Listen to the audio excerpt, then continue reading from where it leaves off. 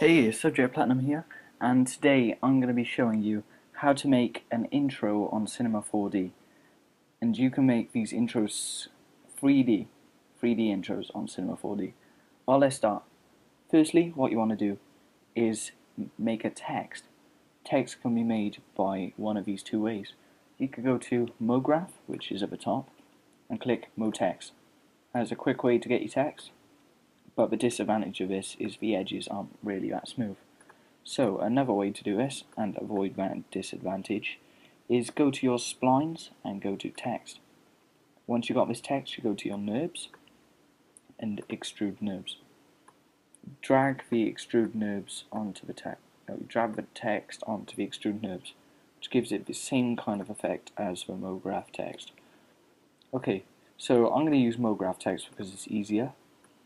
And now what I'm going to do is go to Object with the MoGraph text selected, and what I'm going to do is just have a mess around with it. The depth allows us to change how far the thing goes back, so I'm going to change that to 70, and then the font, I'm going to change the font to Alien Encounters Solid. I get my fonts from dafont.com, dafont.com, link will be in the description.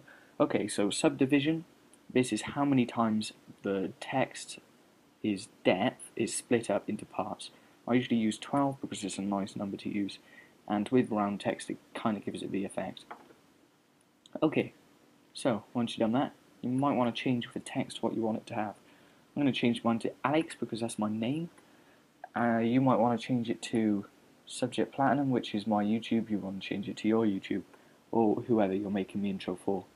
Okay, so this little icon up here allows you to render the frame at the moment. As you can see now, that's how it's going to look at the end. And that doesn't look that good. That looks a bit bland, it's a bit boring. So now we're going to go into the cap section with MoGraph selected, MoText even, and go to Start, Cap, Filler Cap, End, Cap, Filler Cap. You want to change them both to Filler Cap. Can have a mess around with this. I usually use 3 for the steps, and the radius I usually change to about 4. Same with the back. Okay, so that kind of gives it a nice round touch to it, and it just finishes off the kind of text effect. And now once you've done that, you will want to change the type from n-gons to quadrangles.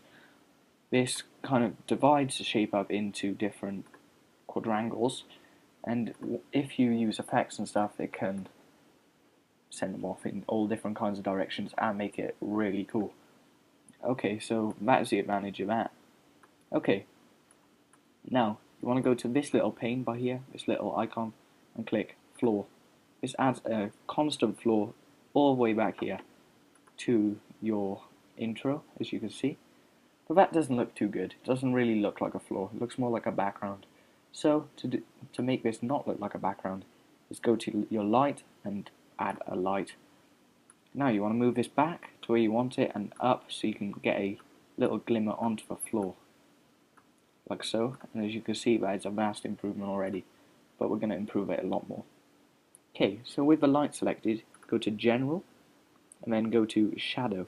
Change the shadow to shadow maps, soft, and then go to details and change your fall off to linear.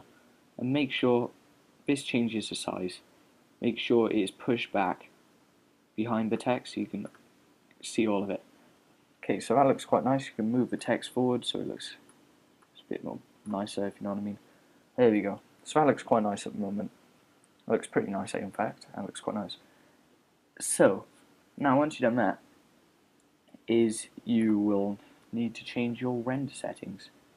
Well, you don't need to, but you can change it to the size pixels you want. If you want it in 720p, which is HD, change your width to 1280 and the height to 720. Okay, so that kind of gives you a nice little look on it and makes it look a lot nicer, especially in HD. So now you're thinking, damn, that white looks a bit boring and the floor looks a bit crap as well. So you're going to change the colours. This is what you've probably been looking forward to doing, and you're going to do it now. you want to go down to this little box by here and give it a nice little double click. Then, as you can see, it creates a matte. I want to click on the matte, double click it, and go to color. I want to change the color to whatever you may want. Let's say if I want a greyish, and that looks a bit boring in itself, nothing really appeals to it, so I'm going to add a nice little reflection. Now, what I tend to use is around 20% reflection, so it gives it a nice little touch to it, and the glow adds a glow to it, and you can change it around as you can see now. Change it down, it gives it a nice little effect to it, but I won't be using that. What I will be using though is specular. I want to make sure it is checked along with all the other ones you are using. Go to mode and click metal. Now, to add this to your text, you can either drop it onto the text, and if you are dealing with more tiny pieces of text and stuff like that, you might want to just drag it onto the selected one you want it on, like so. And as you can see, that gives it a nice little colouring, but it's a bit too dark, so we're going to change the colour to a bit more of a white. As you can see, that looks better already. Now, to work on the background or the floor, we're going to get a nice little floor colour, which is probably a middle-ish grey. And with the reflection this time, I want to change it to around 40% for only the floor. Specular, keep it on plastic, okay? You want to drag it onto the floor. And as you can see now, it gives it a nice looking effect, and also you have your text reflected onto the floor as well, so it'll look really nice. Now, you might want to change this colour compared to the rest of it. So to do that, click your mode text. Wait. Yeah. Click your mode text. Control C, Control V, or on Mac, Command C, Command V. Okay, so now you want to just drag that under there so it's a bit closer together. And with the text, you want to change it to approximately a quarter of 70. So that is around 17.5. I'm probably wrong, but that's about a quarter. Now you want to position it in the middle, like that, the middle of the text, and go back to this text and go to caps, and where it says constrain, you just want to click constrain.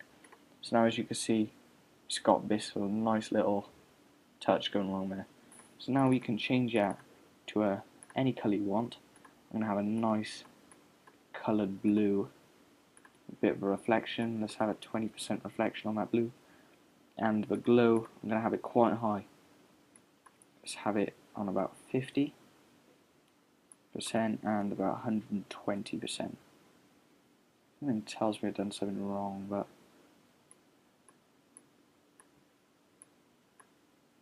okay, you want to stick that around 20%, if not around 50%. You drag that to the constrained text. Wait, drag it to the middle text even, sorry. Which is one there, mode text 1. When you render it, it does give it a nice look and stuff like that. As you can see, that looks more like an intro already. Okay, so you might want to give these names. Just do that by clicking the text or the object and clicking enter to change the name. So I'll have middle text, middle, and that can be front.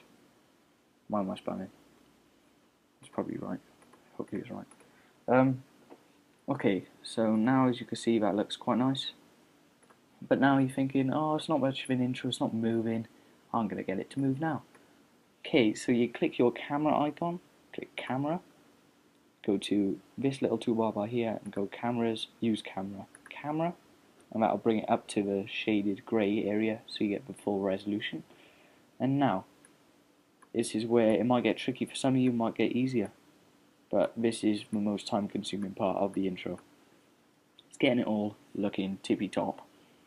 Okay, so where you want to start it, you will move your camera to the place where you want to start it. Thought I'd say each 30 frames is equal to a second. So I want the intro to start here, and in a second's time I want it to have a full view of my name. So like that. You just click the keyframe button. You must click this. Sorry, I haven't really described the button much, but this is what it does pretty much. It labels the camera and how much is moving in that time. Okay, so I want it to, once it gets to this thing, this keyframe, I want in 1 second's time, or let's have it as half a second so I can give you an example. I want it to zoom into this corner by here, so it has a nice little view of the A, and then over a second onto that, so it will come to 75. I want it to be looking at the other corner, like so. Now as you can see, what that does is just skim over the text, and then in those seconds left, I can wait 20, 15, another 15. So I want to make this 120 at least. So you change your frame rate and then you just drag it across. So I will drag it up to 75, 95, 110, 105 even. Okay, so that's a second later. I want it to move back across with a full view of the Alex. As you can see, if we press the little play button, this is what it does. Now, you might want it to remain there for a little bit, so I'll do that. 150. So it now is equal to 5 seconds in total. So 105, add 30, or you might want to add it to 120 so to make it easier for you, and just keep it in the same place so it won't move in this little gap. And 120 to 150. You can make the intro finish by going up really close to the E, like so. Okay, so once you press play, skims across the text, goes back, waits there, then finishes by going up to the E. So you can see that it does look quite nice. Once it's rendered, it will look something like that. And to render it and save it to wherever, this is how you do it. Render settings by clicking that little icon by there. Click render settings. Frame range, all frames, save, QuickTime movie, save it to the destination of your choice. I'm going to save it as tutorial on my documents, no, on my desktop even. And multi-pass, don't worry about that.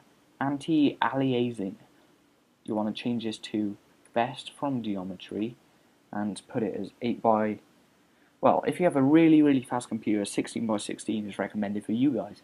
Lucky you. But I'm on a Mac, 8 gig RAM, so I'm going to choose a maximum of 8 by 8. If you have Windows, 1 by 1. No, I'm joking. That should be able to do 4 by 4. If you're doing large renders and stuff, 4 by 4 is recommended as well. Okay, so options, nothing really on there, nothing really on these. So that is how you render things, and how to get them to start the render. So you click this little icon by here. Now you see that will start to render it, and it's rendering now. Okay, so I'll join you after the render's finished. My render has now finished, and here is the final thing. I'll make it a bit bigger, sorry.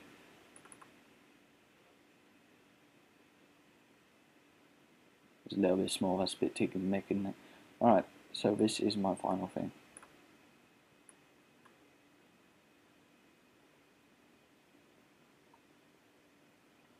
So you can see that looks pretty nice. It would look better with some flares going across of it and stuff. You can do that in Adobe After Effects and Sony Vegas as far as I can know. As far as I know. Alright, so I hope that helped you. Hope you got your head around Cinema 4D a bit better. And overall, have a nice day. Thanks for watching. That's me, and have fun making